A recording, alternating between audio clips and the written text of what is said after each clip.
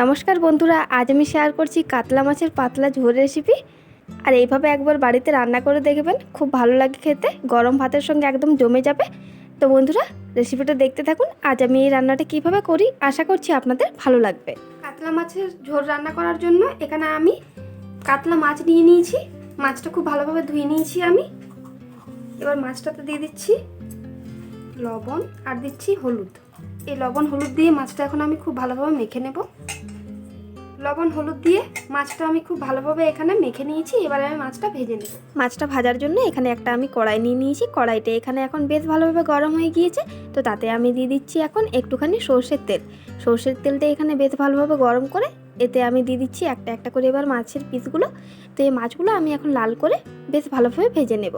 তো এখানে মাছগুলো আমার এক পাশটা ভাজা হয়ে গিয়েছে। এখন আমি মাছটা উল্টে দিচ্ছি।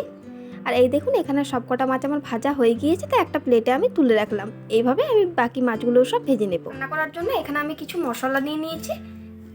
এখানে নিয়েছি গোটা জিরে, আদা, এখানে নিয়েছি গোলমরিচ, 2টি শুকনো লঙ্কা, আর নিয়েছি একটা গোটা পেঁয়াজ।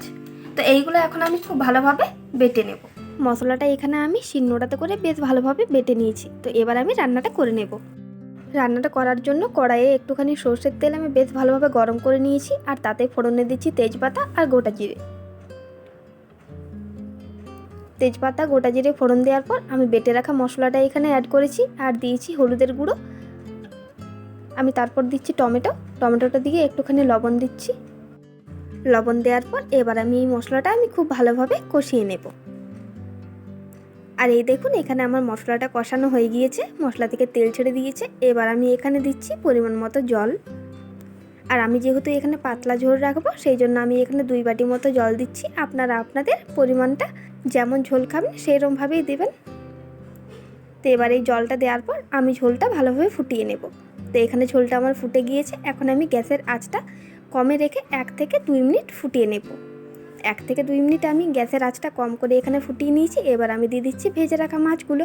তো মাছগুলো দিয়ে 2 থেকে 3 মিনিট হালকা আঁচ আমি ফুটিয়ে নিয়েছি।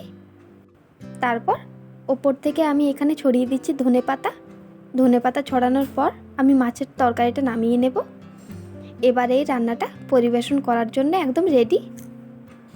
আর এই দেখুন বন্ধুরা, এখানে আমার কাতলা মাছের পাতলা করে ঝোলটা রেডি হয়ে গিয়েছে। আর দেখুন কতটা সুস্বাদু লাগছে দেখতে। আর এরমভাবে মাছের ঝোল রান্না করলে খেতে দারুণ লাগে, গরম ভাতের সঙ্গে একদম জমে যায়। তো বন্ধুরা, আজকের যে রেসিপিটা আপনাদের কেমন লাগলো এটা আমায় কমেন্ট করে জানাবেন। আর এই রেসিপিটা আপনাদের ভালো লেগে থাকলে আমার চ্যানেলটা সাবস্ক্রাইব করে আমার পাশে থাকবেন।